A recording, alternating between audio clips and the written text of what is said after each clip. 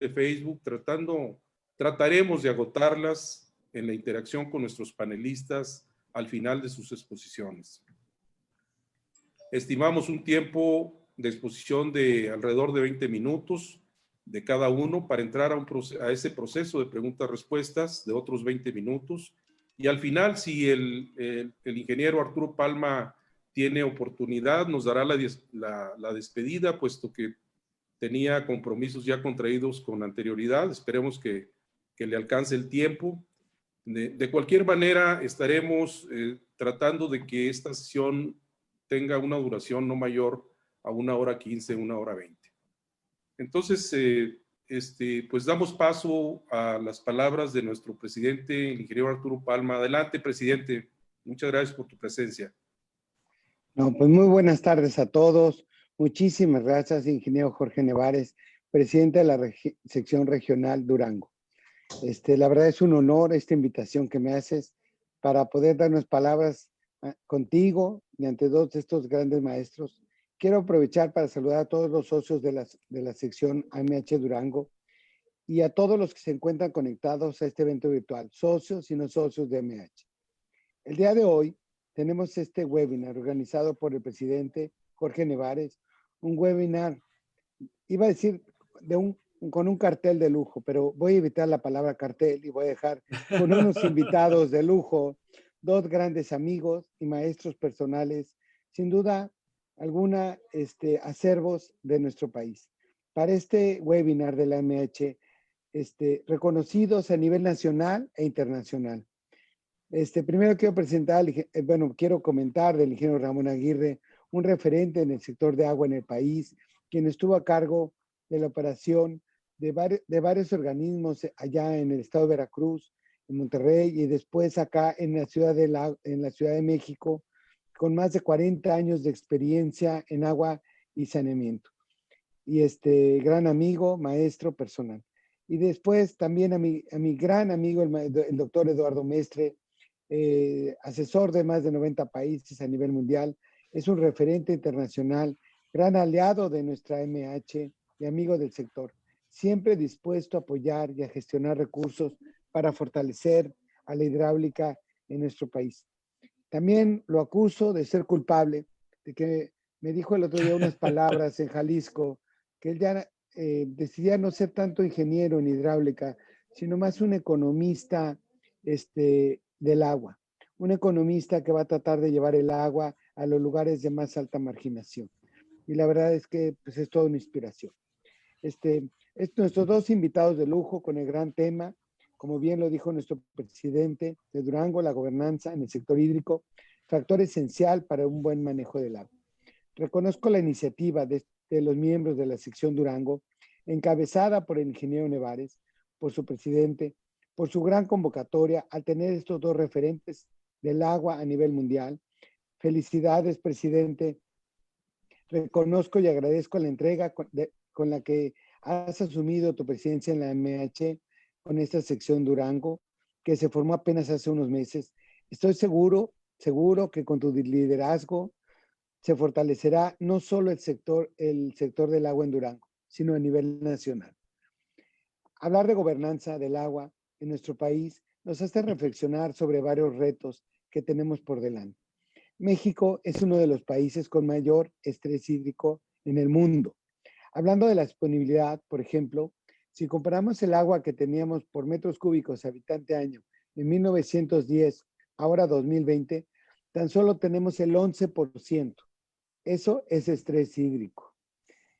Y el agua es la misma, es que somos más mexicanos y afortunadamente seremos más en el futuro y pues más estrés hídrico vendrá, ¿no? Entonces, el campo, por ejemplo, utiliza más del 75% en nuestro país. Es imprescindible tecnificar el riego para dar un servicio más eficiente y liberar agua para el consumo humano, para la industria, acuacultura, para todos los usos que necesitamos los mexicanos. A nivel mundial, más de 330 millones de hectáreas cuentan con instalaciones de riego. La agricultura de regadío representa el 20% del total de la superficie cultivada, pero aporta el 40% de la producción total de alimentos en el mundo. de acuerdo a Banco Mundial. En cuanto al agua potable, es urgente despolitizar las tarifas, es despolitizar el sector. Los organismos operadores nos encontramos en la mayoría operando con números rojos. Es necesario hacer un ajuste a las tarifas de que cobramos a los usuarios. Es muy importante hacer un ajuste a las tarifas que CFE nos cobra a los organismos para poder tener, aunque sea al menos, salir tablas en los números en los organismos operadores. Es incongruente que en México paguemos 1.4 centavos por cada litro de agua embotellada. O sea, de agua que entregamos los organismos en la casa de los mexicanos. Y el mismo litro, pero hay que irlo a comprar a la tienda, cuesta 127 veces más. Es increíble que nosotros los organismos operadores apenas recaudemos 47,000 millones cuando las 5 empresas principales de botellitas de agua recaudan 63,000 millones. Sin duda alguna, el tema del sector de agua potable y saneamiento necesita despolitizarse, necesita políticas públicas adecuadas para poder operar adecuadamente. Tenemos varios puntos importantes y urgentes por resolver como sector de la AMH. Seguiremos impulsando la innovación en materia de ingeniería hidráulica para lograr que todos los mexicanos contemos con el agua en cantidad y calidad. Agradezco la participación de todos los días de hoy, los ponentes, mi presidente, la sección Durango y todos los que están hoy presenciando este webinar. Bienvenidos sean todos y muchísimas gracias, presidente, y a todos ustedes por esta invitación. Buenas tardes. Gracias, presidente, muy amable por tus palabras, tus conceptos y desde luego que aquí en la sección Durango estamos muy complacidos de esta sesión y de tu presencia y tus palabras de veras nos satisfacen mucho. Me voy a permitir ahora leer la semblanza breve, pero no menos importante, del doctor Eduardo Mestre Rodríguez, previo a su participación. El doctor José Eduardo Mestre Rodríguez es consultor senior del International Water Foundation. Es de origen ingeniero civil por la Universidad Nacional Autónoma de México. Realizó estudios de maestría, posgrado y doctorado en Estados Unidos, Reino Unido y España. En adición, es honoris causa concedido en forma conjunta por el Sócrates Prize Award, Universidad de Kiev y Universidad de Oxford, en septiembre de 2008 en el Parlamento de Cataluña. Es un experto en planificación hídrica, servicios de agua y saneamiento, infraestructuras hidráulicas y políticas públicas hídricas. Ha ocupado cargos públicos de alto nivel desempeñados en México y España. Ha colaborado en 42 países de África, Asia, Europa y las Américas. Fue consultor senior del Banco Mundial, de Naciones Unidas, Unión Europea, el Banco Interamericano de Desarrollo, el CAF, que es el Banco para el Desarrollo de América Latina, el Global Water Partnership y consejero para los gobiernos de más de 20 países del mundo. Fue secretario general del Acuífero Guaraní, electo por unanimidad por las cancillerías de Argentina, Brasil, Paraguay y Uruguay. Fue también presidente de la Red Internacional de Organizaciones de Cuenca, RIOC, y fue líder técnico para el Senado de la República en México, del equipo que reformó la Ley de Aguas Nacionales en 2004 y que fue aprobada por unanimidad en ambas cámaras. Fue director de la Tribuna del Agua por el Gobierno de España en la Expo Zaragoza 2008. Ha sido profesor de la Universidad Nacional Autónoma de México, Universidad Autónoma Metropolitana, Universidad Autónoma de Madrid y Universidad Politécnica de Cataluña, entre otras. Regularmente imparte cátedra en universidades latinoamericanas y españolas. Es autor de decenas de artículos y libros, incluidos los 3 publicados por la H. Cámara de Diputados de México y diversos ensayos. Su excelencia profesional ha sido reconocida con el Premio Nacional de Hidráulica de México y también Premio Internacional Sócrates de Gestión Ambiental Honoris Causa. Ese es el impresionante currículum, muy breve, esbozado por el doctor Eduardo Mestre, a quien le pedimos que dé inicio a su participación. Adelante, doctor. Muchas gracias, querido Jorge. Muy buenas tardes tengan, señoras y señores. Para mí es un verdadero orgullo el poder participar hombro con un querido amigo como Jorge Nevares. El ingeniero Nevares es el flamante nuevo presidente de la Asociación Mexicana de Hidráulica en Durango. Flamante, pero en las mejores manos está el destino de la hidráulica en ese estado. Y de estar de la mano también con Arturo Palma, el ingeniero Palma, un líder de líderes que está empujando igual las acciones de las entidades de agua y saneamiento en México, que liderando nuestra Asociación Mexicana de Hidráulica a nivel nacional. Un privilegio estar en esta sesión. Gracias por la amable invitación. Y yo quisiera empezar haciendo una pequeña reflexión. Y le pediría a Roger, si pudiéramos pasar la primera lámina.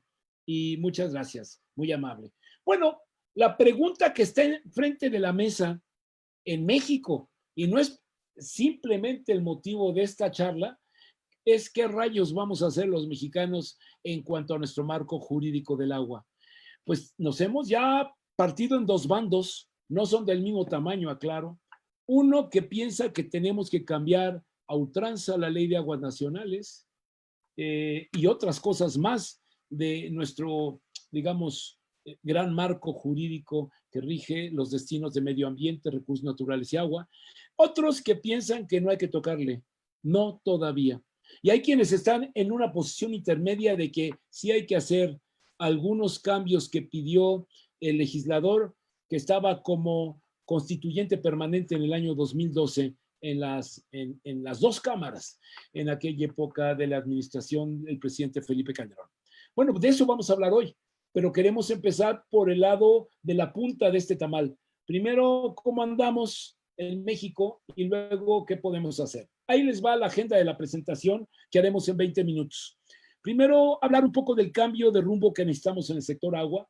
Pues no solo en México, Si me llevan con un cuchillo en el cuello, les diría que en los 18 países de la zona continental de América Latina necesitamos cambios. Solo que en algunos países los cambios son muchos y son mucho más graves también. Segundo, vamos a hablar de problemática y ajustes al sector. ¿Qué tanto le tenemos que mover al sector agua? Dirían muchos. Bueno, toquémoslo rápidamente, porque en 20 minutos hay que hacer pues un apremio de palabras. Tercero, ¿qué ajustes hay que hacer al marco jurídico? Y yo regreso a la pregunta primigenia. ¿Necesitamos algún ajuste? Bueno, vamos a tocar eso también. Y cuarto, ¿cuál es el camino a seguir? Pasemos a la siguiente lámina, por favor. Bueno, entonces necesitamos un cambio de rumbo, ¿vale? Un cambio de rumbo como el que México ha intentado hacer durante muchos años. Un cambio de rumbo que empezamos en 1926 con la creación de la Comisión Nacional de Irrigación. Un cambio que 30 años después reiniciamos con la creación de la Secretaría de Recursos Hidráulicos.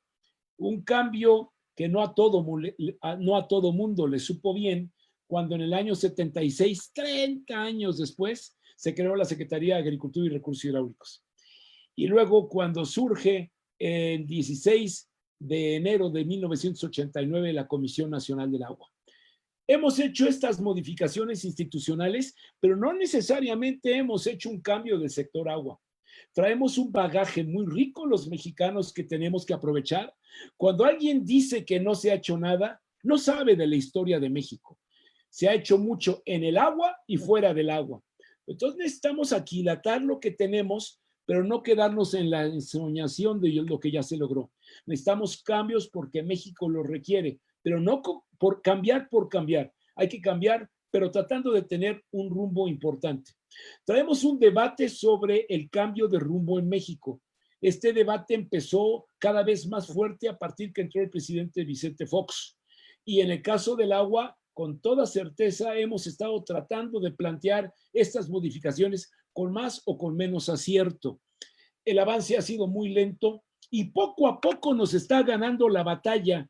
La necesidad, el tamaño de los problemas, los conflictos y la fragilidad del sector agua mexicano versus las capacidades que tenemos instaladas. Eso no quiere decir que sociedad mexicana y gobierno no tengan capacidad para hacerle frente a esto y poder lograr cambios, pero sí es fundamental darse cuenta que para cambiar tenemos que cambiar todos. Tiene que cambiar la sociedad. Si esperamos que cambie primero el gobierno, estamos mal en la ecuación. Sí, el primer miembro de la ecuación es la sociedad, el segundo es el gobierno. La siguiente lámina, por favor. Bueno, el sector agua necesita un cambio de rumbo. Hay que reconocer y siempre hay que ponerlo enfrente. México es pobre en materia de agua. Claro que no donde está el Grijalba y el Usumacinta, obviamente ahí no, pero en 2/3 partes de la República Mexicana tenemos menos agua que la que requerimos para sustentar el desarrollo de México en términos sociales, económicos, ambientales y hasta políticos. Bueno, el agua es crucial para el desarrollo y nunca mejor dicho que en México. El agua segura es indicador de desarrollo. Naciones Unidas nos indica que cuando no tenemos agua segura, y hay varios países en el lejano oriente, países también en América Latina, en donde no tenemos el agua segura, y esto indica que tenemos dificultad, tendremos dificultad para llegar al desarrollo. La falta del agua y la pobreza extrema van de la mano, ya lo decía muy bien Arturo Palma en su alocución. Combatir la pobreza, esto no nos queda claro a muchos en México. Combatir la pobreza requiere del agua.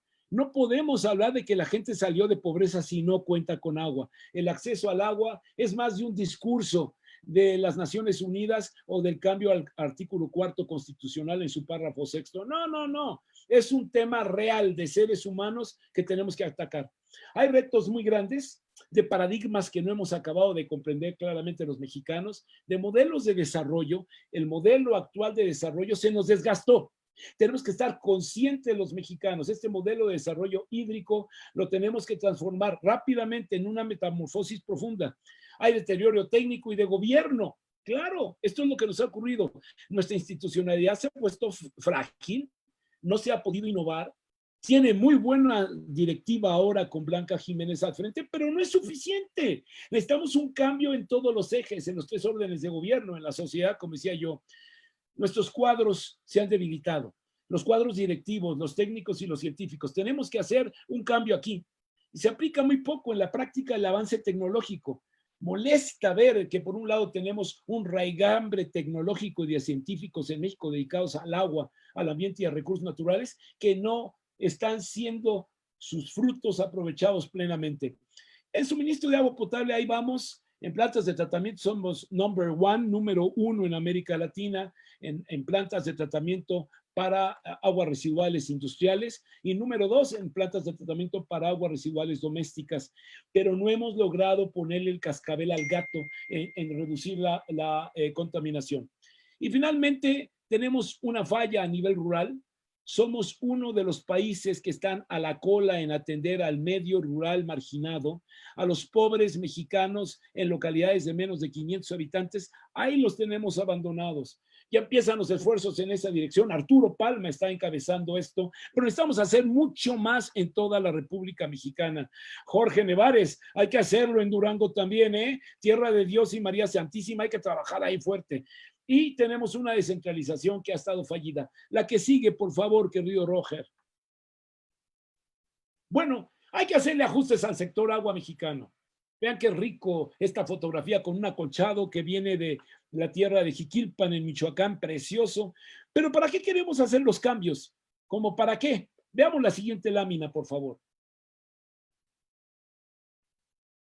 Bueno, los ajustes al sector agua, sí, claro que tienen que ver con lo técnico, pero déjenme decirles que decía nuestro amigo Arturo Palma, el ingeniero Palma, que yo dije en Guadalajara la semana antepasada, que ya soy más economista del agua que ingeniero. Bueno, es que, miren, economista y sociólogo, bueno, y soy un pobre aprendiz en todo esto.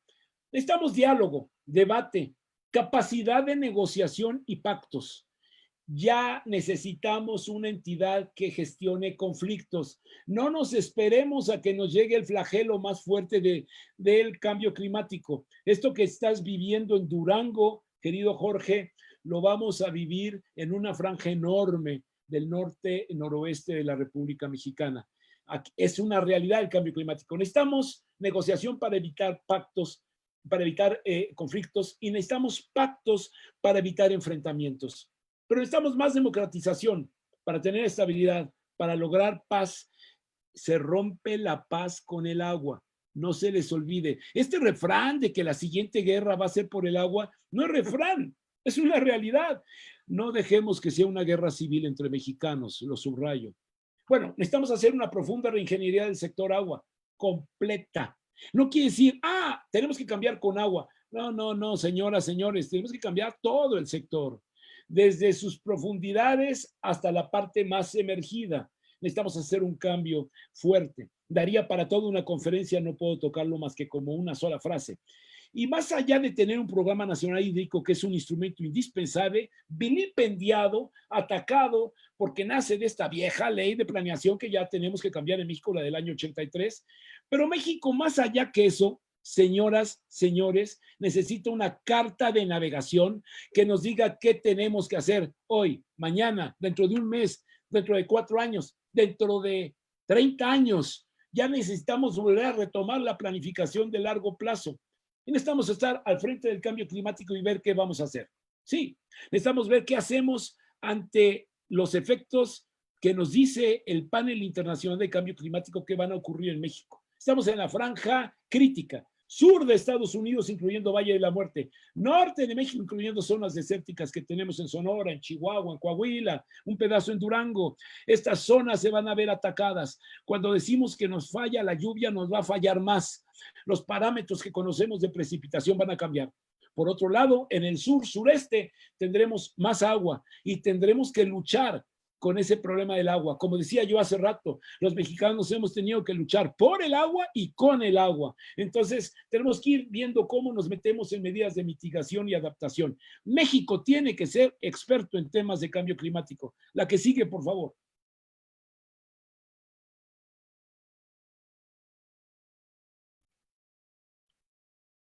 Vamos a hacerle entonces ajustes al marco jurídico cuando traemos el problema que tenemos en el sector agua, problema que no nace en esta administración. Lo subrayo porque sería soez e injusto que le carguemos todas las pilas a una administración. Para nada.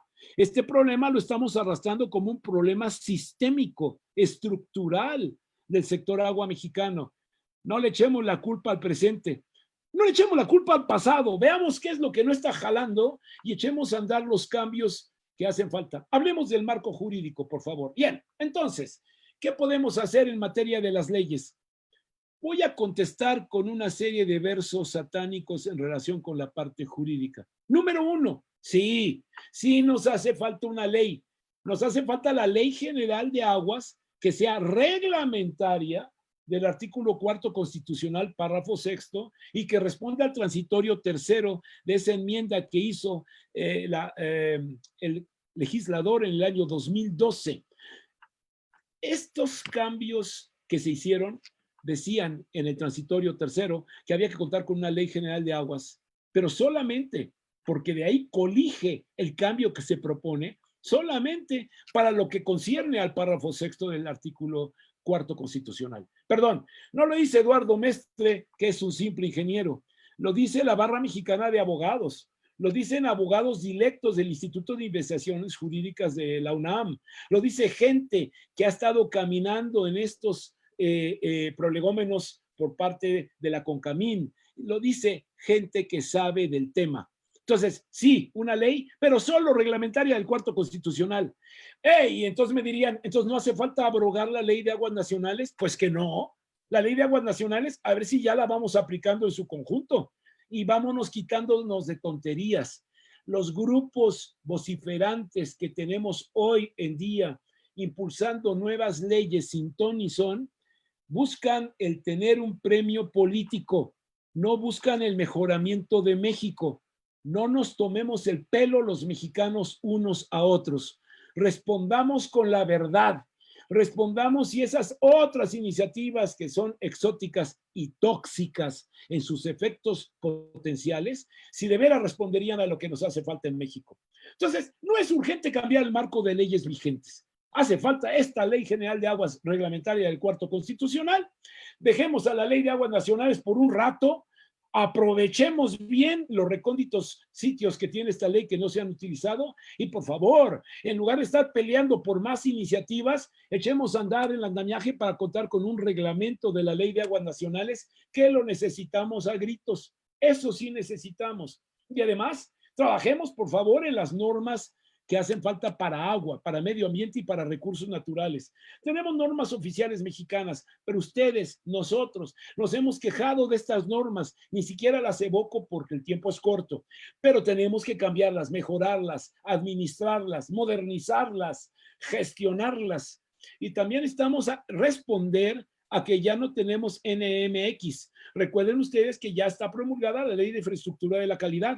Y entonces, al abrogarse la Ley Federal sobre Metrología y Normalización, pues, hombre, que las NMX ya no están por ahí.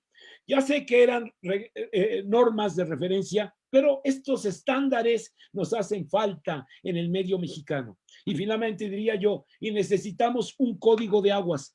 Poco a poco México va para allá. México no es Argentina, ni es República de Chile, ni es la República del Perú, ni es la República de Nicaragua. México es distinto, como aquellos países son distintos entre sí también. Cada uno necesita un método distinto. Todos podemos usar un traje, un terno, como dicen en Centroamérica y Sudamérica, pero no todos podemos ponernos el mismo tipo de traje ni el mismo tamaño. Entonces, vayámonos para ir creando nuestro código de aguas, que en México es esencial. Es un trabajo crítico, pero no nos sigamos peleando por nuevas iniciativas. Hagamos lo que le hace falta a México. Primero, México. Primero el sector agua mexicana. La que sigue, por favor. Y bueno, ¿cuál es el camino a seguir? Necesitamos una coordinación estrecha de sociedad y gobierno. La sociedad conduce al gobierno. La sociedad le dice al gobierno por dónde. El gobierno acata el mandato de la gente. López Obrador dice que se acata el mandato del pueblo. Pues órale, vamos sobre de eso. La sociedad no puede voltear y decir, esto le toca al gobierno, por Dios. Tenemos que reaccionar los mexicanos con toda la fuerza. Necesitamos una sociedad mejor organizada, más informada, mucho más informada. No podemos ser mexicanos de segunda o de tercera porque no sabemos del agua. Nuestra responsabilidad siendo un pueblo, un país pobre en agua, es saber más de agua. Tenemos que tener entonces sistemas expertos que nos permitan ir de la mano con lo mejor que hay hoy día de sistemas de informática. Vámonos sobre un gobierno de datos. Vámonos metiendo más en el sector agua las tecnologías de informática, de comunicación. Vamos a la siguiente lámina, por favor, Roger, ya para concluir. Entonces, necesitamos mejores instituciones, mejores arreglos institucionales, que no es lo mismo, ¿eh? Una cosa es que se fortalezca, por ejemplo, el sector federal a través de Conagua, el INTA y lo que ustedes me digan, y otra es que sean mejores los arreglos institucionales. La transversalidad entre las entidades federales y entre los órdenes de gobierno es esencial. Parte del subdesarrollo en México y de los países subdesarrollados es que no tenemos esta imagen de concluir, de resolver los problemas de transversalidad. Necesitamos más eficiencia, elevar las eficiencias. En eso se colige que va en buen camino la actual administración federal, pero la eficiencia no puede ser nada más recortar. La eficiencia implica lograr y necesitamos lograr, necesitamos resultados en México, no solo cortar una y otra área por aquí y por allá, recortar sueldos y demás. Necesitamos más precisión en lo que hacemos. No debemos los mexicanos tolerar que haya balances hídricos que sean con base en estimaciones. ¿Qué pasó? Somos un país que pretende ser país desarrollado, necesitamos modernizar rápido, bien, las redes de medición. Y ustedes y yo sabemos que no se va a poder lograr solo con el gobierno federal y con el presupuesto de egresos de la federación. Bueno, entonces metámosle, cambiemos ahora, aunque parezca que estamos cambiando de caballo a medio río, metámosle fuerte a la precisión y mejoremos la gestión de la información. Tengamos ya sistemas expertos para tomar decisiones. Vamos de la mano a hacer cambios de cambios. Necesitamos más recursos financieros, ya lo dije. No vivamos solamente con el, ay, a ver si hay dinero del presupuesto de egresos de la federación. Para nada. Señoras, señores, mexicanas, mexicanos, necesitamos mucho más recursos. Tenemos que irlos a buscar por aquí y por allá. Métodos para conseguir recursos sí que los tenemos. Imaginación en la ingeniería financiera mexicana sí que la tenemos. Y no solamente estoy pensando en modelos como Fonadín, que es un modelo precioso a nivel continental. No solamente estoy pensando en fondos de inversión. Hay muchas otras formas en que podemos cofinanciar la cosa pública del agua, hacerlo bien y hacerlo muy bien. Necesitamos mejores cuadros directivos y técnicos. No podemos seguir improvisando. Se acabó. Nos estamos quedando sin ingenieros expertos. Ya no tenemos expertos en presas de almacenamiento. Ya no tenemos expertos en ingeniería fluvial. ¿A dónde queremos llegar? Necesitamos mejores cuadros a nivel directivo, que el directivo esté de director porque sabe, y necesitamos mejores cuadros técnicos. Necesitamos cambiar en México. Y entonces, aquí va la frase de cierre. Cambiemos, mexicanas, mexicanos. Cambiemos antes que el tiempo y las circunstancias nos rebasen. Yo soy optimista en el cambio de México. Estoy seguro que vamos a poder lograr el cambio. Ustedes me dirán, ¿pero cuándo, Eduardo? Vamos a lograrlo con la velocidad que la sociedad espabile, se dé cuenta de su rol esencial y que el gobierno empiece a avanzar de la mano con la sociedad. Vamos para adelante. Lo mejor para México está por venir. Muchas gracias.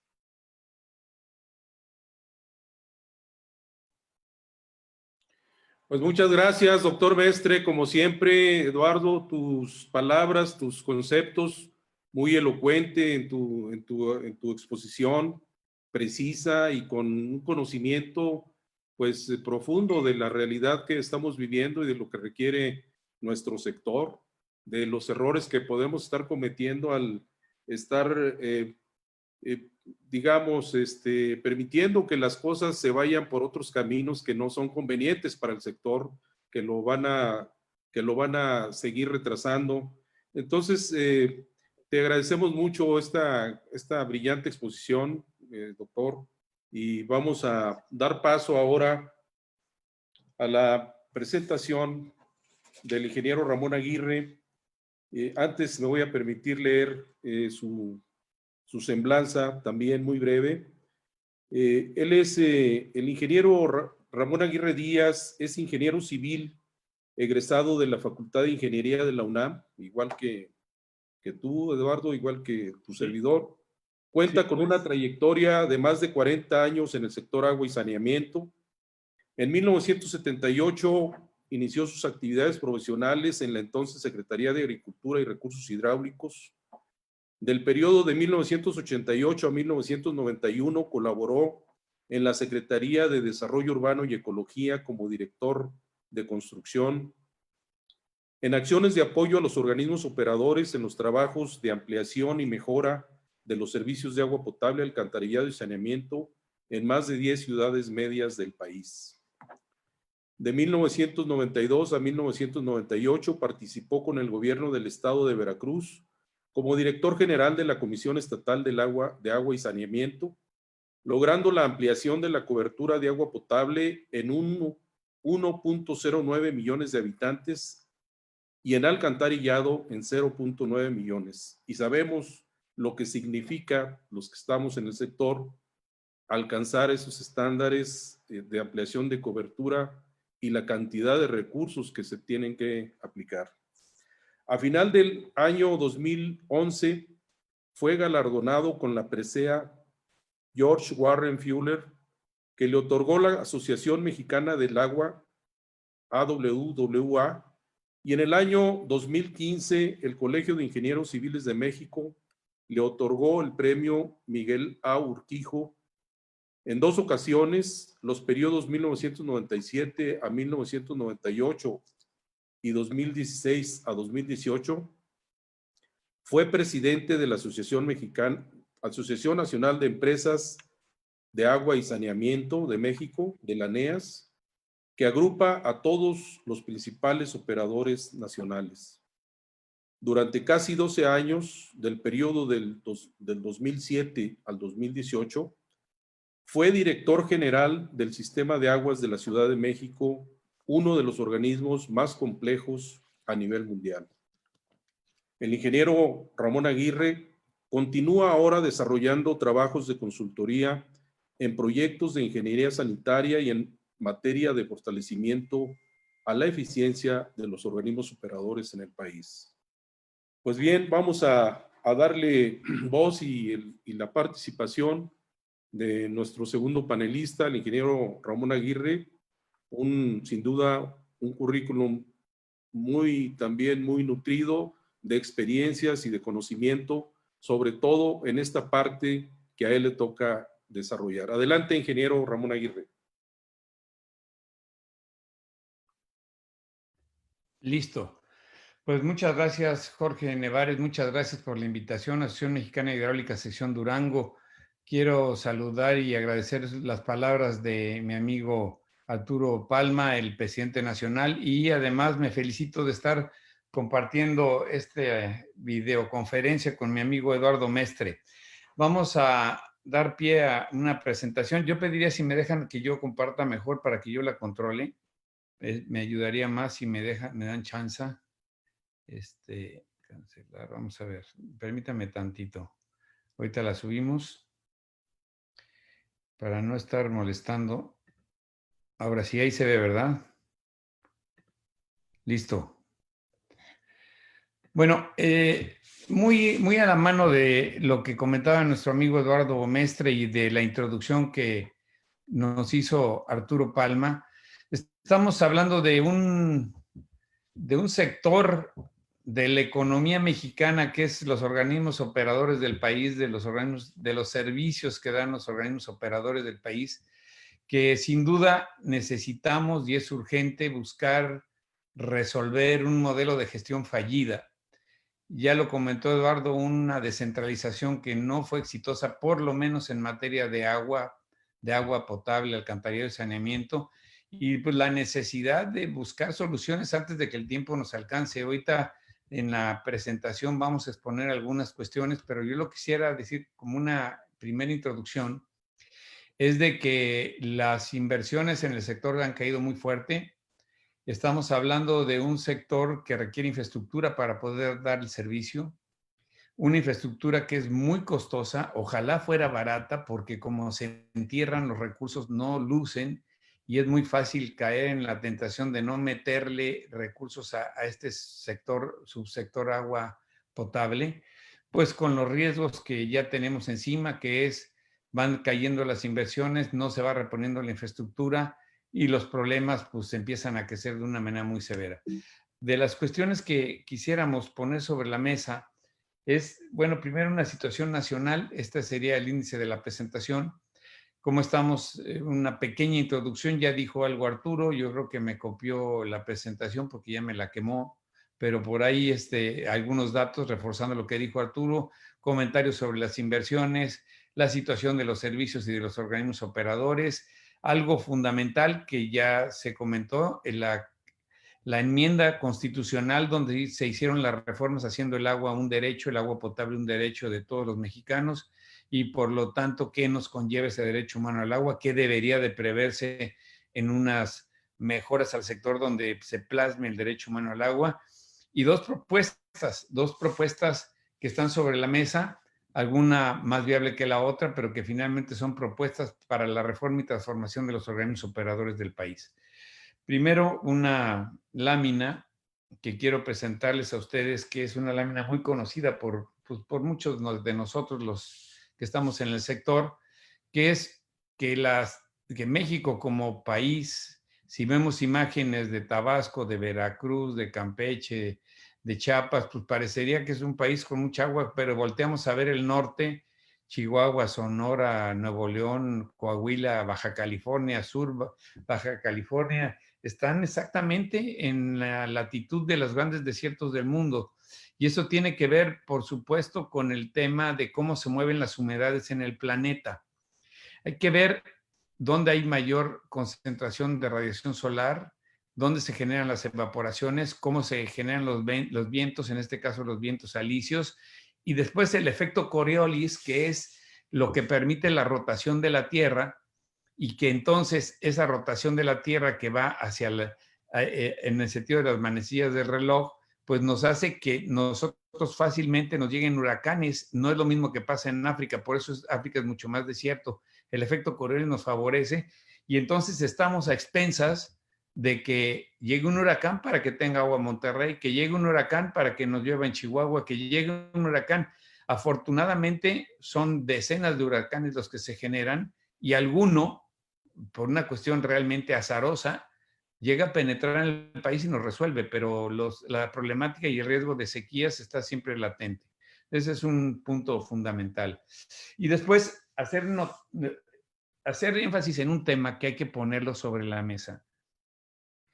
Cuando éramos mucho menos habitantes, la solución fácil para resolver el abasto de agua de las ciudades fue utilizar el agua en el subsuelo, agua que se almacenó, hay que decirlo con sus claras palabras, durante miles de años, y que de repente descubrimos que hay un tesoro en el subsuelo. El caso de la Ciudad de México es el mayor a lo mejor a nivel mundial, donde tienes un enorme acuífero que se le almacenó el agua durante decenas de miles de años y que descubres que si perforas pozos puedes sacarla, y donde ya no es tan importante cuánto agua le entra, sino cuánta agua tiene almacenada, y empiezas a extraerla.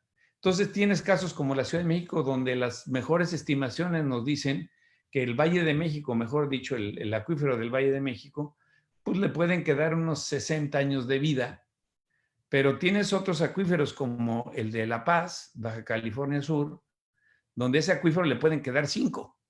O sea, el problema, sobre todo por el problema de la intrusión salina. Entonces, el tema de la sobreexplotación es un tema muy complicado que necesitamos resolver ahora, que eran las soluciones baratas del pasado y que ahora necesitamos buscar fuentes lejanas. Y esas fuentes lejanas son muy costosas.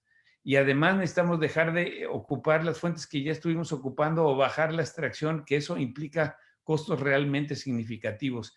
Los 105 acuíferos más importantes están casualmente donde están las ciudades más importantes que tienen la posibilidad de sobreexplotar, o mejor dicho, que tienen las posibilidades de un acuífero abajo y que por lo tanto están sobreexplotando, y que ahora lo que nos enfrentamos es de que algunas más, a otras menos, pero se nos agota el tiempo para buscar soluciones. Y esto ya se comentó también, cómo tenemos una menor disponibilidad de agua por habitante, eso está en metros cúbicos por habitante al año, y cómo mientras en 1950, 60, 70 teníamos 10,000 metros cúbicos habitante al año, ahora andamos con una tercera parte. Y cuando en los 60, 70, 80 se estuvieron sobreexplotando fuentes, ahora necesitamos ir a fuentes más lejanas, necesitamos mayores inversiones, pero inversiones que no se están dando, que ese es el tema que sigue en la siguiente diapositiva, y es algo que nos debe preocupar. Esto implicaría un retoma de prioridades a nivel nacional y que nos quede claro que tarde que temprano nos va a cobrar una factura el no atenderlo a tiempo. Nosotros no estamos en un sector en donde de un año para otro se te vaya a colapsar la infraestructura o de un año para otro se te duplicó la población. La realidad es que la infraestructura se va deteriorando al ritmo de un 2% al año. La población va creciendo un 2%. Entonces, bueno, pues hay tiempo, ¿no? El problema es que ese tiempo ya lleva décadas y el tiempo ya se agota. Entonces, cuando volteas, ya traes un atraso de 15 años, que ya tienes un deterioro del 30% de la infraestructura que no ha renovado y que tiene entonces su sentido de urgencia, porque son inversiones muy importantes, cuantiosas, que vamos ahorita a empezar a comentar. Esta gráfica que tienen ustedes aquí es el porcentaje que recomiendan los organismos internacionales que un país como México invierte en el subsector agua potable. Estamos hablando del 0.3 del PIB. A ver, habría que tener claro que ahorita el impacto que se tiene por la pandemia en la economía nacional anda por el 17%. Imagínense lo que es el impacto. Estamos hablando de 60 veces lo que se requería invertir en agua, lo que está impactando la economía. Bueno, pero regresando al tema, este 0.3 del PIB que se recomendó es un 0.3 que no hemos hecho en las últimas 2 décadas y que el mejor año que tuvimos fue el año 2012, en donde precisamente se hizo la enmienda constitucional para hacer el agua un derecho humano, donde en teoría el presupuesto 2012 se autorizó en 2011. Entonces, el primer año donde ya el agua era un derecho era en 2013. Lo lógico era de que se hubieran canalizado más recursos para cumplir con el precepto constitucional de la progresividad, que quiere decir que el hecho de que el derecho humano esté en la Constitución no significa que por eso ya todo el mundo tiene agua en su casa, sino que es un mandato que obliga al Estado mexicano a implementar todo lo necesario para que de manera progresiva cada vez más mexicanos tengan acceso a ese derecho. Y que entonces, en la medida que es progresivo, se cumple con el mandato y tarde que temprano se va a alcanzar. Pero ¿qué sucede? Que tenemos un presupuesto 2013 que en lugar de subir cae. Y en 2014 vuelve a caer. Lo mantienen en 15 y 16 y en 17 cae de manera dramática y ahorita cae todavía más. Estamos hablando de cantidades de inversión donde, por cierto, esta es información que se generó a través de la Asociación Nacional de Empresas de Agua y Saneamiento, pero inversiones que se requerirían con el 0.3 del PIB del 78,000 millones de pesos andan por los 6,900. Estamos hablando, por lo tanto, de inversiones menores al 10% de lo necesario. Una disminución muy preocupante que es una cuestión de aritmética simple. Tarde que temprano las cuentas van a reflejar un deterioro, fallas de infraestructura, colectores colapsados, cada vez más fugas en las ciudades, falta de mantenimiento de instalaciones, fallas continuas de los servicios. Es un tema que necesitamos tener claro los que estamos en esto. Ojalá tuviéramos algún grado de influencia para cambiar esta situación, pero por lo menos que se conozca, que se sepa y que las gentes del sector tengamos una claridad sobre un problema, una crisis que se está gestando de enfrente de nuestras narices y que nosotros lo menos que debemos de hacer es ponerlo sobre la mesa como la gente que sabe lo que está pasando, si no lo decimos nosotros, ¿quiénes? Ahora, ¿cómo están los servicios de los organismos, de los servicios de agua y por lo tanto el servicio que dan los organismos de agua a nivel nacional? Estos son los indicadores nacionales, coberturas pues muy aceptables, 94%, 93% en alcantarillado, en tratamiento el 63%. Uno diría, pues un 94%, pues digo, ojalá fuera el 100%, pero no estamos tan mal. Alcantarillado del 93%, hoy es una maravilla, yo no pensé que estuviera tan alto, el tratamiento el 63%. Pero bueno, ¿qué es lo que sucede? Que estas coberturas son engañosas y son una mentira. El relator de las Naciones Unidas, cuando vino a hacer una revisión al tema del agua en el país, lo que puso muy claro en sus documentos, en sus reportes, era de que México no estaba reportándole al mundo la realidad del servicio, porque cuando hablas de una cobertura del servicio de agua potable, debes de hablar el concepto de agua segura, que es, yo tengo un tubo enfrente de mi casa, ese tubo lleva agua potable, yo abro una llave y seguro me sale el agua. Y lo que está reportando México son tubos enfrente de las casas, pero esos tubos ni todos tienen agua y si llevan agua no toda el agua es potable. Entonces, estamos en un tema donde a lo mejor estas coberturas que han estado reportando por parte del sector han generado que caigan las inversiones. Porque si tú eres un funcionario de Hacienda, tienes agua en tu casa, porque pues vives en una colonia residencial, y volteas y ves esas coberturas y dices, no, hombre, pues estos cuates, espérame, el problema está en otro lado. Aquí hay una falsedad total sobre el tema de las coberturas que hay que poner sobre la mesa. Y eso incluso se tiene en datos oficiales de encuestas que hizo INEGI en 2015, donde detectaron que agua 24 horas en casa es el 14% de la población de 232 municipios del país. Agua diaria con tandeo, que bueno, podríamos a lo mejor hablar que todavía ese servicio pudiera ser aceptable, 34%. No tienes agua a toda hora, pero por lo menos te lo tienes diaria. Los que sabemos del tema sabemos que eso no es muy bueno porque te obliga a estar despresurizando, haciendo tandeos diarios, quitando presiones, subiendo presiones. No es lo mejor, la gente necesita tener tinacos, los tinacos se contaminan, los tubos de repente se vacían, pero vamos a pensar que fue un servicio aceptable. Pero lo que está muy claro es que el 52% de la población tiene tandeo franco. Gente que recibe el agua una vez a la semana, 2 veces, un día sí, un día no, pero que no tiene un servicio realmente regular.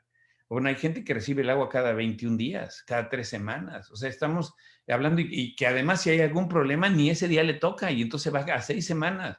Y por eso volteamos y vemos que el tema del agua embotellada tiene un 78% de gente que la consume a nivel nacional.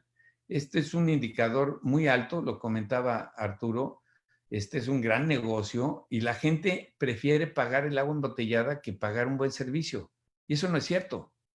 La gente preferiría pagar por un buen servicio y no tendría que comprar agua embotellada. Pero como están politizadas las decisiones en el sector, como el modelo de descentralización es fallido, como los consejos estatales, los diputados nunca van a autorizar tarifas razonables, pues tenemos un modelo de gestión que hay que buscar reformarlo.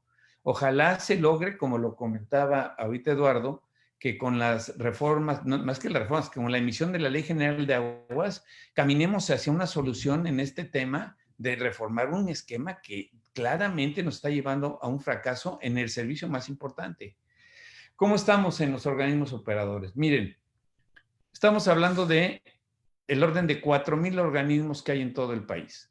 Son, pues, de las comunidades, los servicios de agua que se tienen en las comunidades. Hay más de 2,200 municipios, etcétera, 4,000 organismos operadores. De esos, no todos, por su tamaño, tienen posibilidades de ser autosuficientes en materia técnica, administrativa, comercial, financiera.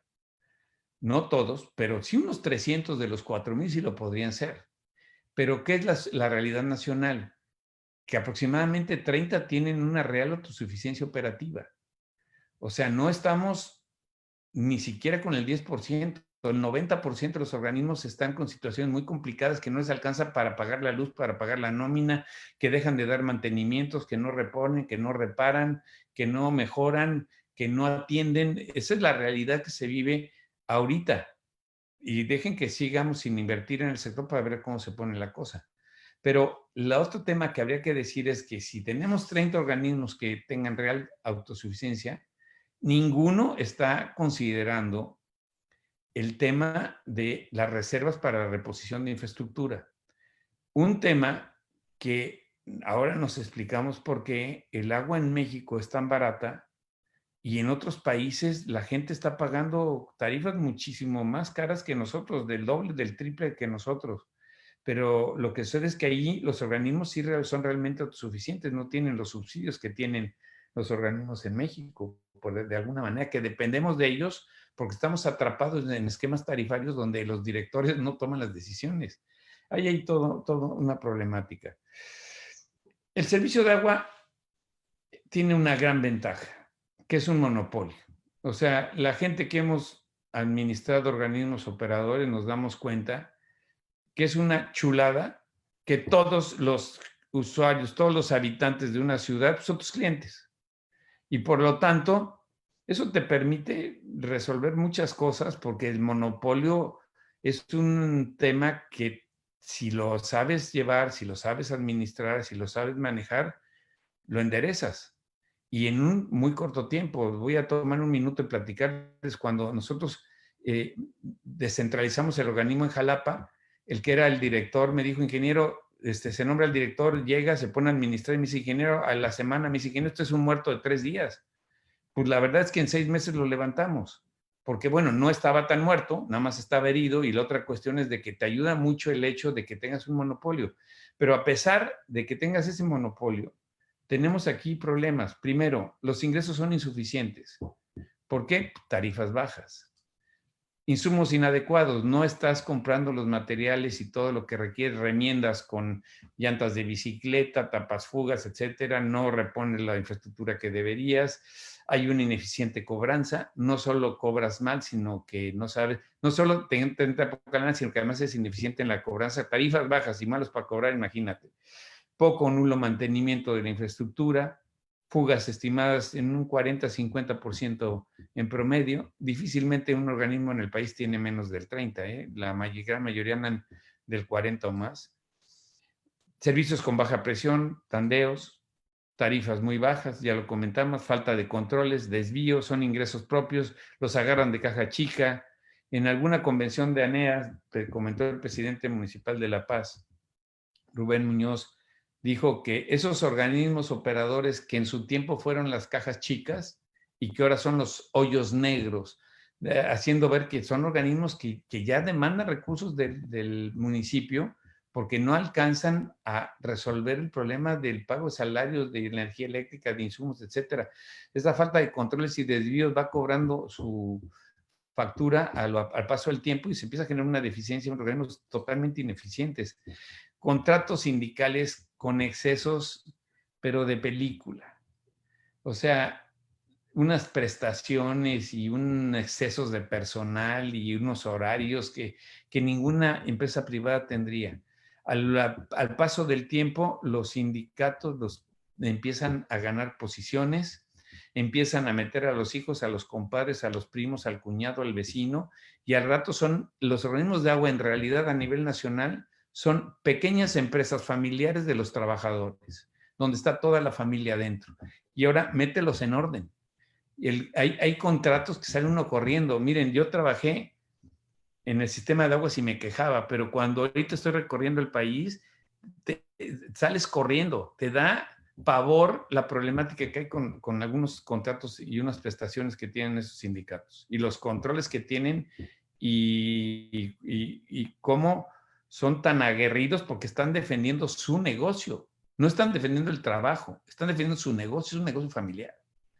Mínima reposición de activos, alta rotación de directivos. El dato que tenemos es de que en los organismos municipales los directores duran en promedio menos de 2 años. Los mejores organismos del país generalmente son organismos estatales donde por lo menos los funcionarios duran más. Porque mira, una persona que no sea del sector y que llega, se tarda un rato en aprender. Porque estamos hablando de un tema muy amplio, con muchos conceptos de carácter técnico, de carácter administrativo, de sistemas comerciales, de comunicación social, de liderazgo, que para que le entiendas cuesta un rato. Y si eres nuevo, más. Y si no eres del sector, más. Y si además eso le sumas una serie de... Y si te quitan a los 2 años, pues se pierde todo y no logramos avanzar. Y claro, el papá de los pollitos es la altísima politización de las decisiones. En la medida de que los políticos, los presidentes municipales tomen las decisiones, que los diputados fijen las tarifas, todo este tipo de cosas, ese monopolio pues nunca va a funcionar. El modelo lo tenemos que cambiar y ojalá se logre una ley que nos ayude a caminar en ese sentido. El derecho humano al agua ya se comentó, toda persona tiene derecho al acceso, disposición y saneamiento del agua para consumo personal y doméstico en forma suficiente, salubre, aceptable y asequible. El Estado garantizará este derecho. Aquí es donde choca un poco con el 115, porque es una responsabilidad de los municipios o es una responsabilidad del Estado mexicano.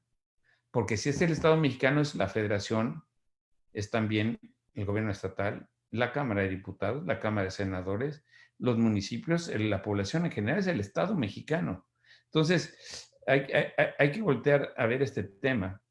¿Qué conlleva este asunto del derecho humano al agua? Bueno, el tema del concepto del agua que sea suficiente, 100 litros habitante día, salubre, que cumpla con la norma de la Secretaría de Salud de agua potable, aceptable, continuidad y presión, un suministro con medio kilo, por lo menos, que pueda subir al primer piso de las casas, al tinaco del primer piso de las casas, asequible, que el agua esté entubada en el previo, salvo en comunidades muy dispersas, en donde esté a menos de 1 kilómetro, 30 minutos caminando, como lo dice el criterio internacional. Asequible, que se cobre el 3% de los ingresos familiares. Parece poco, pero en México rara vez lo hay. Sobre todo, estamos anclando tarifas con el sector popular, pero hay sectores donde había que cobrarles un poco más de lo que sería el salario mínimo. La no discriminación y el acceso a la información como algunos aspectos obvios. 2 propuestas ya para concluir sobre este tema. Miren, lo primero que hay que tener claro que necesitamos desarrollar una despolitización de las decisiones y que las decisiones se tomen con una visión a largo plazo. Hay que buscar que las decisiones sean colegiadas, que haya organismos descentralizados, que haya una junta de gobierno donde esté la federación, el estado, el municipio, la sociedad civil y los sectores económicos. La participación de la sociedad civil y los sectores económicos bien dirigidas, con información, con alguien que los oriente, que los permita tomar buenas decisiones, que no permita que se politice ahora la junta de gobierno y que cada quien quiera jalar agua para su molino, pueden funcionar muy bien. Las inversiones que sean suficientes para ampliar la cobertura de los servicios es un aspecto a desarrollar. Necesitamos tener planes hidráulicos de desarrollo a largo plazo, bajo un entendido. Un plan que no conlleva su financiamiento no sirve para nada. O sea, hacer un plan no sirve para nada si no se va a financiar ese plan y si no se obliga. Por eso hay concursiva, hay que obligar que haya una participación bajo algún esquema de la Federación, del Estado mexicano, Federación, Estado, municipio y los usuarios, en que ese plan se cumpla. Porque si se va a hacer el plan para que se demuestre que no se cumplió y que no avanzamos en nada, no tiene ningún sentido. Hay que hacer reformas para que esos planes se cumplan. Tarifas adecuadas, ingresos suficientes. Las tarifas no deben ser definidas por políticos, ni por presidentes municipales, ni por diputados. Una vez me dijo en una sinceridad inusitada, me dijo una diputada: Ramón, pero es que ¿cómo se les ocurre pedirnos que les autoricemos las tarifas si nosotros nos la pasamos pidiendo el voto? Yo ahorita de diputada local me voy de diputada federal y después voy a querer ser presidenta municipal y después voy a querer ser senadora. ¿Y cómo crees que yo voy a autorizar un incremento de tarifas? Es que ¿a quién se le ocurre? Bueno, pues a las leyes se les ocurrió. Hay que cambiarlas. Que no tengamos una legislación donde dependa de políticos esa toma de decisiones, porque no vamos a avanzar. Deben de ser juntas de gobierno, de organismos descentralizados, donde los propios usuarios tomen la decisión. Claro, los usuarios no los puedes dejar solos, ya lo comenté.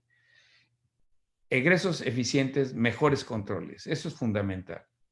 Si nosotros no empezamos a tener indicadores de gestión donde nos aseguremos que los organismos van caminando en el rumbo adecuado, si no educamos a las juntas de gobierno que deben de supervisar que el organismo no tenga más de tantos trabajadores por cada 1000 tomas, que la eficiencia comercial debe de mejorar, que la facturación promedio debe de mejorar, que si no hay indicadores que sean objeto de seguimiento de las juntas de gobierno, nunca vamos a mejorar. Y ese tema lo tenemos que plasmar. Ahora, ¿qué es lo que sucede?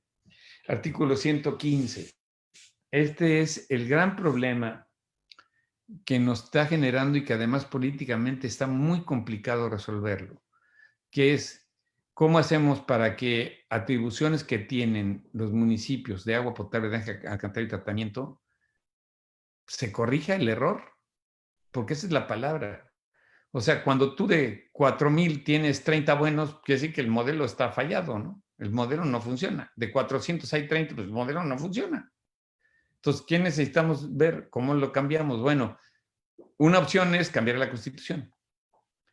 La otra opción es voltear a ver este tema de este parrafito que está aquí, que dice que sin perjuicio de su competencia constitucional en el desempeño de las funciones o la prestación de los servicios a su cargo, los municipios observarán lo dispuesto por las leyes federales y estatales. Esa ley federal puede ser la Ley General de Aguas. Y la Ley General de Aguas, al ser una ley general, no puede meterse con atribuciones de estados y municipios si no reforma el 115. Entonces, el camino es tener una buena ley federal que después se amarre con leyes estatales para que, basados en este párrafo del artículo 115, logremos nosotros encaminar los organismos a otro modelo de gestión. Las dos posibles rutas son, como ya lo dijimos, quitarle 115, modificarlo. Yo la verdad lo veo prácticamente imposible, pero hay que ponerlo como una posible ruta. Sería lo deseable, donde pasar a los gobiernos estatales para que a través de organismos descentralizados se manejen conjuntas de gobierno donde participen municipios y sociedad. Donde hay un asterisco ahí, en organismos descentralizados. Lo que estamos diciendo es que hay localidades donde no va a ser posible la autosuficiencia técnica, administrativa y financiera, pero donde sí se pueda, ese sería lo ideal, para que no estemos discutiendo de que si es atribución municipal. Me estaban platicando ayer que en organismos estatales como los de Baja California ya los van a municipalizar el siguiente año porque fue una oferta de campaña del gobernador.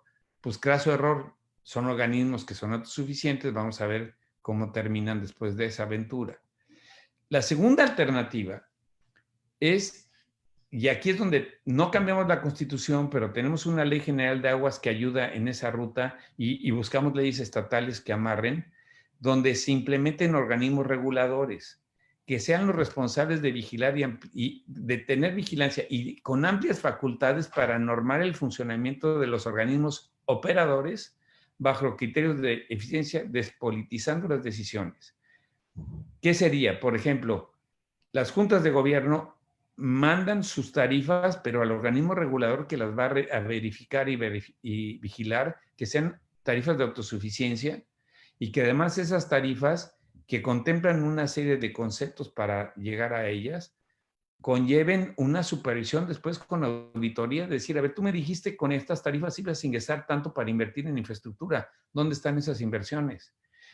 A ver, en este estudio tarifario no me consideraste un incremento personal y si lo incrementaste, lo reduces.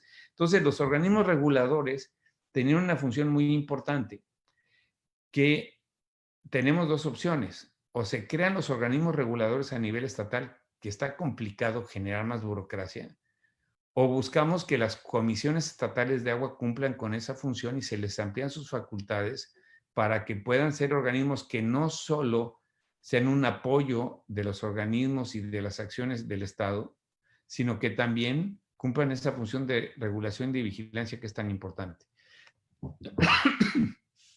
Entonces, con esto yo terminaría mi presentación, estimado Jorge. Les agradezco mucho su atención y espero haber respetado los 20 minutos. Muy amables.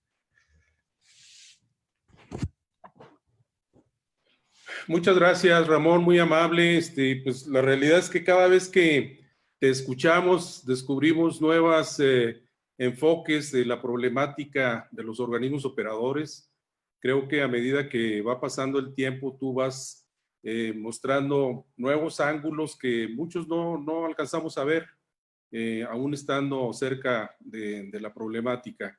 Nos ilustra mucho y seguramente para los organismos y no solo para los organismos, para los tomadores de decisiones, para los legisladores, para los directivos, para los gobernantes. Esta visión tuya es realmente muy ilustrativa de la problemática, pero también de las soluciones que hay que adoptar para dar mejores servicios de agua potable, alcantarillado y saneamiento a la sociedad. Y yo veo que hay una gran cantidad de preguntas. Vamos a pasar a esta parte de las preguntas y respuestas. Vamos a tratar de agotar lo más que se pueda en un tiempo razonable. Vamos a empezar con nuestra amiga Marisa Mar, que dice: estimado doctor Mestre, ¿cómo sugiere la participación social en términos realistas para incluir o reformar la ley? ¿Qué ajustes se necesitan en el INTA en relación con su visión? Adelante, doctor. Gracias, muy amable, Jorge. Gracias, Marisa. Un saludo con mucho afecto. A ver, yo creo, con lo que hemos tenido de experiencia en 1992, en 2003, 2004 y ahora, que hacer foros es insuficiente para poder levantar o auscultar la médula de los temas que le preocupan a la gente. sobre todo si se llega a las reuniones con una agenda preconcebida, sobre todo si se llega con respuestas a preguntas que no se han hecho. Entonces necesita ampliar el panorama y se necesita contar con instrumentos distintos además de los foros. Las redes sociales, Marisa, nos abren una enorme posibilidad de poder intercambiar, no uno a uno nada más, que es muy rico, sino muchos a uno y uno a muchos. Entonces, hay que utilizar todas estas nuevas tecnologías que están ligadas con los TICs y con gobierno de datos para que podamos hacer que la gente participe. Sí está limitado lo que estoy diciendo, porque mucha gente de a pie no tiene contacto con las redes. Por eso no podemos eliminar los foros, pero los foros tienen que ser dedicados, amplios y numerosos. No puede ser un foro entre cuates y nada más convocando a los cuates. No debe ser un foro con evangelizadores en donde los que están escuchando ya están evangelizados. Ustedes me entienden bien. Esto es lo que nos ha pasado con foros en el pasado y aún en el pasado reciente. Necesitamos ir con una mente muy abierta. Y segundo, además de auscultar a la sociedad, tenemos que tener una forma de cómo verificar que lo que la sociedad ha dicho se haya considerado. Puede o no quedar finalmente en una propuesta de ley, pero por lo menos que estemos seguros de que haya sido debidamente verificado. Que no nos ocurra que haya alguna iniciativa, como hoy hay una encima de la mesa, en donde lo que se dijo en los foros iba al norte y lo que se escribió va al sur.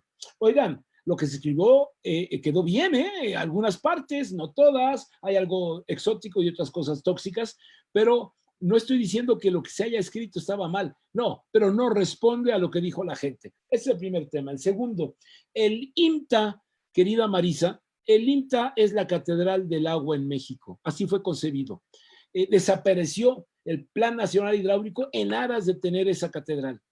Esa catedral ha cumplido en el tiempo a veces y a veces no, porque se ha ido escorando. Es un instituto mexicano de tecnología del agua. No es un instituto para investigadores del Sistema Nacional de Investigación. Es un instituto para crear tecnología. Y necesitamos que retome ese camino. Y necesitamos que haya la esencia científica de ciencia aplicada y que la investigación básica se haga en otro lado. Pero, por otro lado, el IMTA tiene que magnificar el esfuerzo que ya ha hecho para que tenga un área gruesa, grande, de aspectos sociales del agua, amplísima, y de economía del agua, amplísima, y de finanzas del agua. No solo de vórtices y de Bernoulli está hecho el pensamiento del hidraulista o del hidráulico. Necesitamos saber más de las ciencias humanas, de economía, de sociedad. Necesitamos meternos más a los aspectos concernientes a las finanzas. Yo diría que este sería un cambio dramático del IMTA, que se dedique a la tecnología, que es su hacer, que se deje de meterse en lo que no le toca y además que se dedique a hacer cosas que sí son del sector agua y que las tienen abandonados porque no hay gente en el IMTA que sepa hacerlo.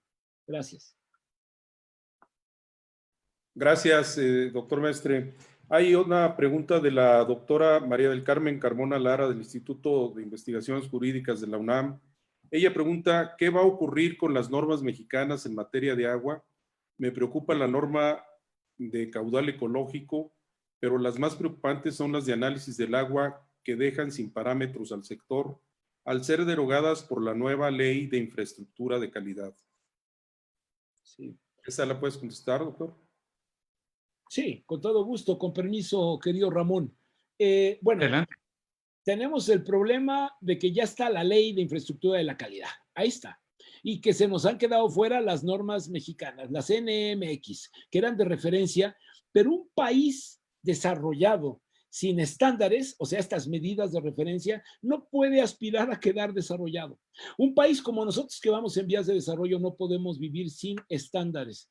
Pero todavía es más grave la pregunta de Mari Carmen, y gracias por la pregunta, querida Mari Carmen.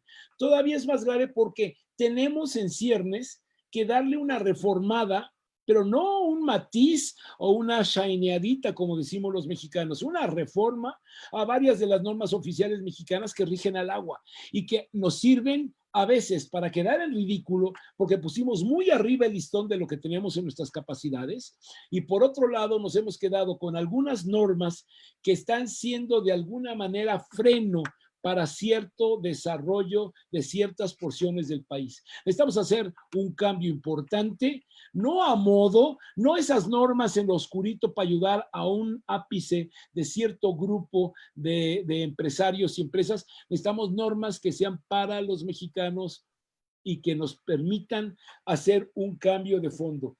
Me podría extender más, pero estoy preocupado, igual que Mari Carmen, de que esta ley de infraestructura de la calidad está estupenda, pero con sus agujeros, porque entre sus parangones no menciona al agua por ninguna vez. Bueno, tácitamente queda por ahí marcada en recursos naturales. Ustedes y yo sabemos que es insuficiente. Necesitamos meter una reforma ya, aunque está casi jovencita esta ley, necesitamos meter una reforma para meter el agua, necesitamos ver cómo hacemos estos estándares y necesitamos ver cómo reformamos normas oficiales mexicanas que o están vetustas o están trasnochadas. Gracias, doctor. Hay otra pregunta de la doctora Carmona que me parece interesante desde el punto de vista de lo que ha comentado el ingeniero Ramón Aguirre. Dice, el concepto de sobreexplotado no es un término jurídico ya que no se encuentra definido ni cuantificado, genera incertidumbre ya que no se sabe cuánta extracción significa sobreexplotado y cuándo se determina y cuáles son los efectos de que está sobreexplotado. Se reglamenta, se declara la veda, se suprimen las concesiones. Son preguntas que requieren respuesta para definir un concepto que además, por la forma en que se delimitan los acuíferos, que conforme a la Ley de Aguas Nacionales es convencional, creo que debe ser revisado para ver si se regula el agua subterránea de forma integrada para su gestión segura y sustentable. ¿Quién podría? Ramón. Bueno, yo comentaría sobre ese tema. Mira, una de las cuestiones que creemos que no es nuestra recomendación que se haga una modificación a la Ley de Aguas Nacionales en los términos de buscar una nueva ley donde se hacen cambios brutales, grotescos y quién sabe dónde nos van a llevar en materia de el uso y aprovechamiento del agua en el país. Lo que sí creemos de que puede haber algunos detalles que resolver, como los que acaba de comentar la doctora, de clarificar un poco más y sobre todo de normar. Por ejemplo, aspectos como el hecho de que en acuíferos sobreexplotados no se permite el cambio de uso. Yo tengo un acuífero como el de La Paz, en donde el usuario agrícola lo que quiere hacer es vender su agua para que ahora se hagan desarrollos, pero es un agua de un acuífero que está sobreexplotado. Entonces, la Ley de Aguas Nacionales o las reformas que requeriríamos hacer a la ley, que son unas cuantas, irían en el sentido de buscar que ese tipo de aspectos, como el hecho de que no se puede hacer cambio de uso en un acuífero sobreexplotado, donde yo te autoricé para agrícola, si quieres esa agua, es para agrícola. Si no lo vas a usar ya, se cancela y después de 2 años se te cancela la concesión. Son de los detallitos que había que ir afinando de una ley que tiene décadas y que por lo tanto habría que meterle esos detalles. Pero en términos generales, sí, yo creo que son muy pocas las cosas que había que, más que nada, clarificar o ajustar a la Ley de Aguas Nacionales. Perfecto, de acuerdo. De acuerdo. Muy bien, Ramón, otra pregunta de David Martínez que dice, ¿qué necesita un organismo operador para poder buscar financiamiento y mejorar tanto la infraestructura como el servicio cuando se tiene una baja eficiencia tanto física como financiera? Pues estamos en un problema serio aquí porque la realidad es que los apoyos a fondo perdido son cada vez menores. Y si el organismo no tiene capacidad para generar recursos propios, pues estamos en una encrucijada muy compleja. Lo que yo recomendaría primero es, por supuesto, aunque hay pocos recursos, habría que tratar, gestionarlos, buscarlos, pero bajo un esquema que debe ser el siguiente, y lo hemos platicado para algunos ejemplos claros, que es donde un organismo no solamente debe voltear la mano y pedir ayuda, sino también debe de implementar acciones que le permitan ir mejorando esas bajas eficiencias. Y yo creo que la mejor manera de pedir recurso y de conseguir el apoyo es demostrando que hay un esfuerzo interno para alcanzarlo. Entonces, si yo empiezo a trabajar con las herramientas que tengo a la mano para ser más eficiente y puedo empezar a mostrar resultados, va a ser más fácil para mí conseguir que me apoyen a que si lo que hago es nada más estirar la mano y si soy ineficiente, pues ayúdenme. Yo creo que sería la recomendación que podríamos dar. Muy bien. Gracias. Otra pregunta de Luis Medel dice, ¿no consideran los expositores que todas estas necesidades del sector se deben a la ausencia de planeación? Una planeación que trascienda los trienios y sexenios municipales y estatales. Sí, totalmente. Sí, Eduardo. Sí. Sí, totalmente. Luis tiene toda la razón. A ver, México estuvo en una época regido por la planificación, desordenada, pero había planificación, hasta la década de los años 60 del siglo pasado. Luego tomó la praxis de la planificación de forma muy, muy comedida y el Plan Nacional Hidráulico de México del año 75 fue un plan galardonado a nivel mundial. Realmente comparado con el de la India y el de Brasil, el de México estaba en otro nivel, la verdad.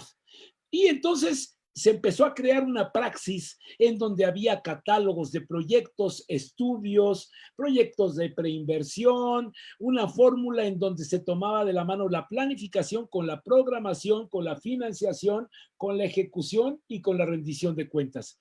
Todo esto lo tuvimos en México.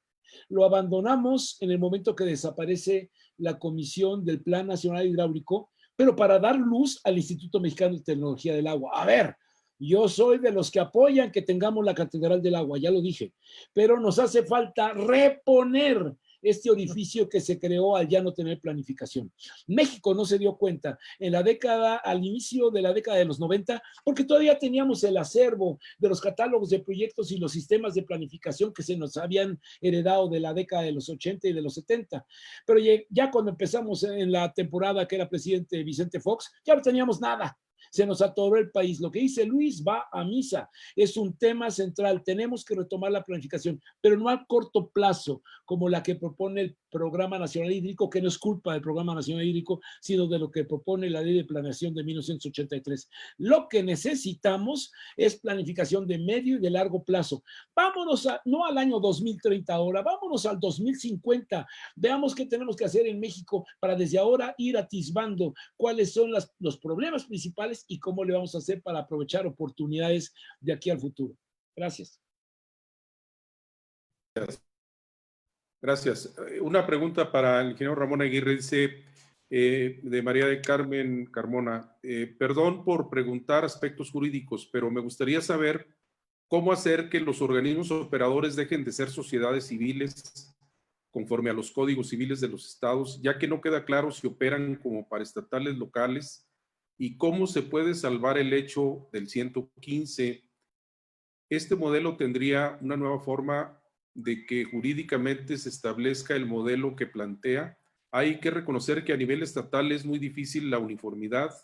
Estaríamos frente a una ley general de organismos reguladores y operadores de agua para responder todos los cuestionamientos. Bueno, si estamos hablando de un tema complejo, necesitaríamos sentarnos a platicar con la doctora para ir aclarando mejor la pregunta. Lo que tengo yo claro es de que el modelo de organismos descentralizados bajo el 115 constitucional está generando presiones a los organismos que son eficientes, porque la realidad es de que los municipios están quebrados. Entonces, tú tienes voy a tomar un ejemplo, Vallarta es un municipio que no tiene recursos suficientes, pero tiene un organismo operador que es autosuficiente, que funciona bien, que tiene recursos, etcétera. Pues ya lograron que ese organismo que era descentralizado, que funcionaba bajo una tutela estatal, ahora se vaya al ámbito municipal.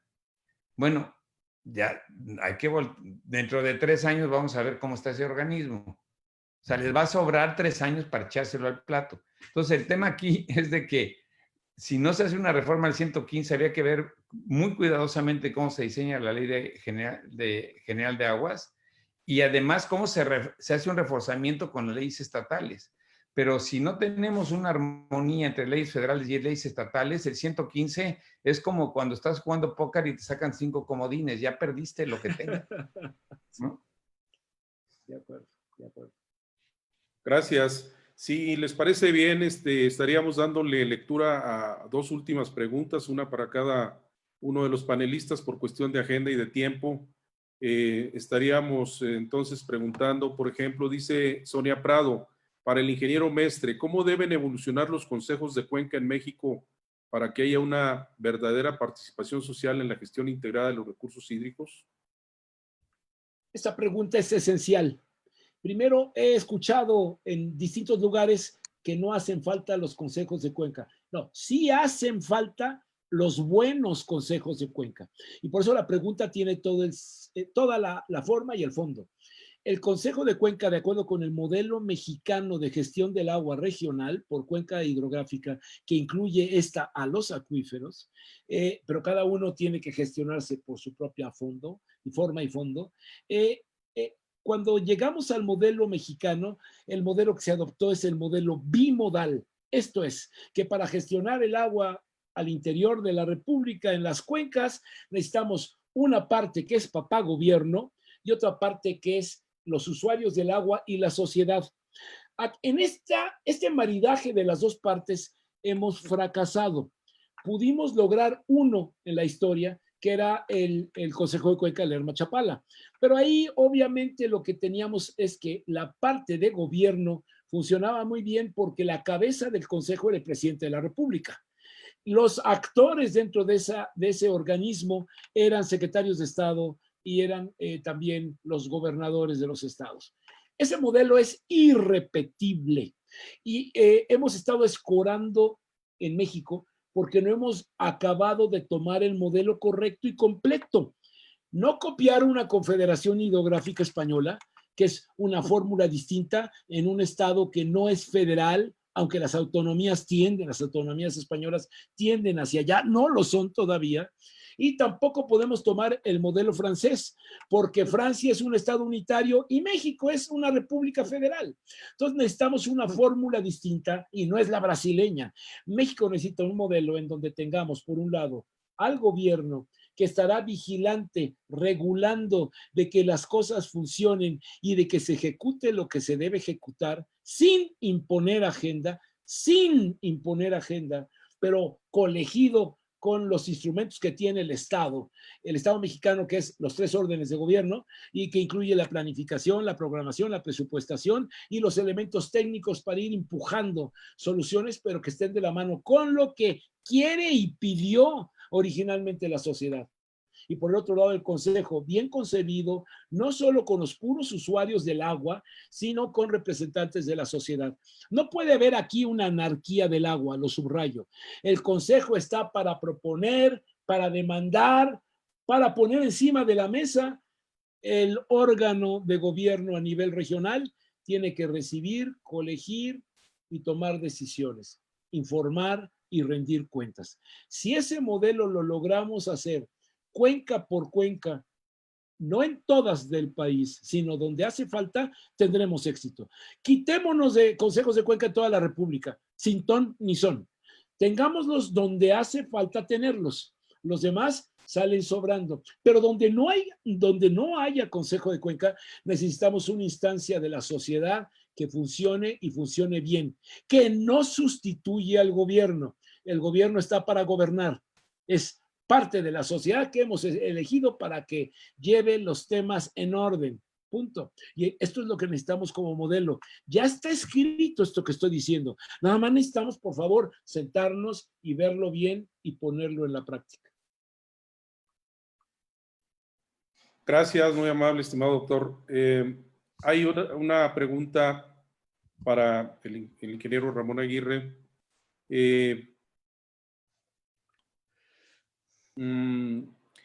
Dice Roberto Díaz, ¿cuál es entonces lo urgente, lo prioritario y lo importante en la gestión del agua en México? Comenzando por una visión de aprovechamiento más que de uso.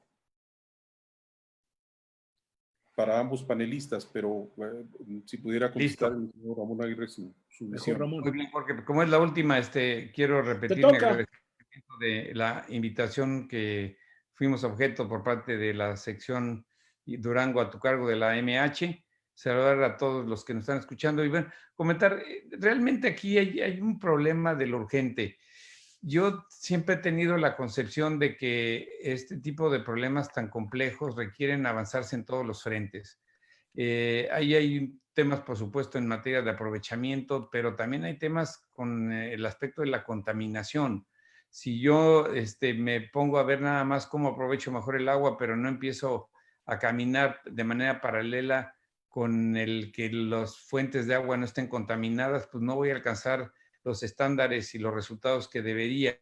Y si en paralelo no voy buscando que los procedimientos operativos, los administrativos, los sistemas de cobranza sean efectivos, pues no voy a lograr avanzar. Entonces, yo lo que creo que es más complicado aún es de que si pudiéramos empezar con un tema y después un segundo, y después un tercero, a lo mejor podríamos tener resultados que mostrar, pero la realidad es de que estamos hablando del principio de la cadena. En la medida de que yo no ataque otros temas, la cadena se rompe con el eslabón más débil y entonces yo no logro avanzar en un renglón de la agenda si los demás no se están cuidando también. Entonces, más que decir por dónde empezamos, hay que empujar por todos, o por lo menos en la experiencia profesional que yo he tenido es lo que he buscado hacer, no dejar desatendido un renglón, porque sabemos de que eso después puede ser un lastre importante para alcanzar los resultados que queremos. No sé la opinión que tenga mi amigo Eduardo. Coincido 100%. En realidad no agregaría nada. Totalmente de acuerdo contigo, querido Ramón. Yo aprovecho para dar las gracias, que ya las dio también Ramón. Realmente, qué festín que nos hayas invitado, querido Jorge, querida Asociación Mexicana de Hidráulica de Durango. Un privilegio haber compartido con Ramón, mi querido amigo, y una persona a quien admiro por lo que ha logrado. Con talento, con tesón. Un abrazote, querido Ramón. Un abrazo a ti, Jorge. Muchas gracias. Muy amables. Buenas. Muy amables, gracias. Pues muchas gracias a ambos. Hay muchas felicitaciones. Ya ahorita, como les comentaba, por cuestión de la plataforma tenemos que dejarlo, pero da para mucho pues todo esto que estamos viendo. Hay preguntas muy interesantes que desgraciadamente ahorita se quedan sin respuesta, pero que se las vamos a hacer llegar a ustedes y a ver en qué medida es posible contestarles a estas personas. Que nos han hecho favor de hacer estas preguntas. Yo, en lo personal, bueno, pues complacida la sección Durango de haber contado con tan enormes figuras de la hidráulica en México como son ustedes y que desde luego nos dejan enseñanzas y nos dejan cada vez que los escuchamos, a Eduardo que ahorita trae una actividad muy, muy fuerte en el Senado con los legisladores, en diferentes webinars. Yo creo que todos los días estás en la pantalla y la verdad es que siempre hay, tanto en lo que tú expresas como los conceptos del ingeniero Ramón Aguirre, hay ángulos que uno no, que se desconocen y que se tienen que seguir explorando y discutiendo, puesto que pues la hidráulica tiene que crecer y no dejar caer que las instituciones tampoco se caigan, que la legislación se adecue a lo que realmente se requiere y que podamos en ese sentido garantizar el derecho humano al agua como una cuestión implícita en el mejoramiento de todo el sector. O sea, el mismo mejoramiento del sector en la medida que tenga un marco legal adecuado, que se aplique realmente como debe ser, que haya fortalecimiento institucional. Yo creo que el derecho humano está garantizado de por sí. Y pues muchas gracias, ha sido un placer. Gracias a a las personas que se conectaron y que están aún viéndonos. Les pedimos una disculpa, pues, por preguntas que se quedaron ahí en el tintero, pero desde luego vamos a ver cómo se les hace llegar. Muchas gracias a la Asociación Mexicana de Hidráulica. Desgraciadamente, Arturo Palma, nuestro presidente, tuvo que retirarse, como les había comentado, pero dejó dicho, pues, que les expresara igual su felicitación y las más sentidas gracias por haber participado y habernos compartido su conocimiento.